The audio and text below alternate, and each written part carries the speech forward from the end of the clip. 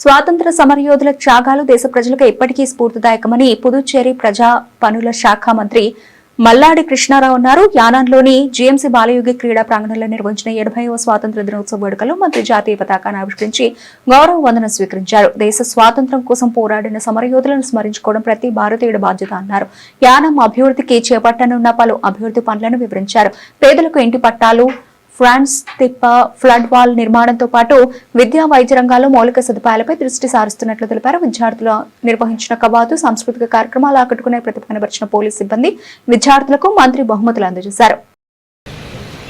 భారత స్వతంత్ర పోరాటంలో ప్రాణాలను త్యాగం చేసి ఎందరో మహనీయులకు, స్వతంత్ర సమరయోధులకు ఘన నివాళులు అర్పిస్తున్నాను.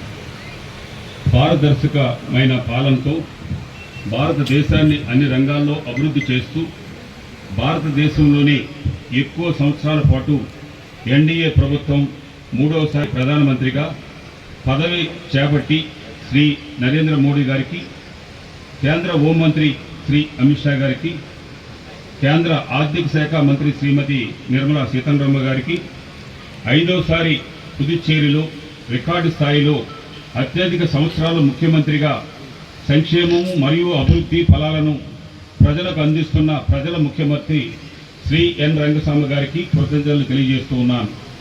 యానం ప్రజలు కల్పించిన అవకాశంతో 4వసారి పుదుచ్చేరి మంత్రిగా 16వసారి జాతీయ జెండా ఎగరవేసే అవకాశాన్ని పొందిన నేను మన భారత ప్రభుత్వం వందే మాతరం 150 సంవత్సరాల వారసత్వాన్ని గుర్తు చేస్తూ వికసిత్ భారత్ 2047 కోసం యువశక్తి నిదానంతో మనం జరుపుకుంటున్న 80వ స్వతంత్ర దినోత్సవ వేడుకలకు సందర్భంగా అందరికీ నా హృదయపూర్వక శుభాకాంక్షలు. మనం ప్రభుత్వం ఏర్పడినాటి నుండి గౌరవ ముఖ్యమంత్రి శ్రీ ఎన్ రంగస్వామి గారి నాయకత్వంలో పేద, బడుగు, బలహీన వర్గాల మరియు మహిళలు, యువత అభివృద్ధికి కృషి చేస్తూ అన్ని రంగాల సంక్షేమాన్ని అధిక ప్రాధాన్యతను ఇస్తూ పుదుచ్చేరి సమగ్ర అభివృద్ధికి కట్టుబడి పనిచేస్తుంది. అన్ని ప్రభుత్వ శాఖల్లో ఖాళీగా ఉన్న వేలాది పోస్టులను ఎంతో నిష్పాతంగా, పారదర్శకతతో మన ప్రభుత్వం భర్తీ చేసింది. దీనికి సమాజంలో అన్ని వర్గాల ప్రజల నుంచి ప్రశంసలు లభించాయి. యానం ప్రాంతానికి చెందిన వందలాది మంది యువతీ యువకులు ప్రభుత్వ ఉద్యోగాలు పొందడం నాకు ఎంతో ఆనందాన్ని కలిగించింది. నేను మంత్రిగా బాధ్యతలు చేపట్టిన తర్వాత పుదుచ్చేరి ప్రాంతంలో గల పుదుచ్చేరి, కారైకాల్, మాహే, యానం ప్రాంతాల అభివృద్ధికి ఇప్పటికే నా శాఖల ద్వారాగా పనులను పురోగతిని సమీక్షించాను. ఈ సందర్భంగా ముఖ్యమంత్రి గారు నాతోటి మంత్రుల సహకారంతో యానం ప్రాంత ప్రజల సంక్షేమము మరియు అభివృద్ధికి సంబంధించిన ప్రస్తుతం యానంలో కొనసాగుతున్నాయి మరియు చేపట్టబోయే కొన్ని ముఖ్యమైన పనులను మీ అందరికీ కూడా తెలియజేస్తూ ఉన్నాను. వెంకటేశ్వర స్వామి ఆలయ పునర్నిర్మాణం టీటీడీ ద్వారాగా 4,91,00,00,000 రూపాయలు, పుదుచ్చేరి ప్రభుత్వం ద్వారాగా 3,59,00,000 రూపాయలు, అలాగే కోట్లాది రూపాయల దాతల సహకారంతో శ్రీ వెంకటేశ్వర స్వామి ఆలయ పునర్నిర్మాణం పనులు మొదటి దశ పూర్తి చేసుకుని 2వ దశ పనులకు ప్రారంభించి మార్చి 17వ తారీఖున 2027 నాటికి విగ్రహ ప్రతిష్ట చేసి పుష్కరాలకు ముందుగా దేవాలయాన్ని భక్తులకు అందుబాటులో తీసుకొచ్చే విధంగా ఏర్పాట్లు వేగంగా జరుగుతున్నాయి.